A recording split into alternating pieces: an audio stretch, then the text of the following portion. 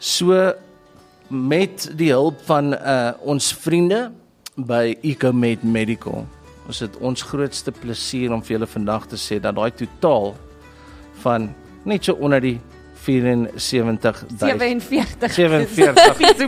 en 18 en 6 Die hele bedrag is betaal. Is betaal.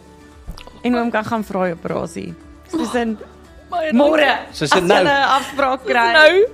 Soos in nou. Baie dankie.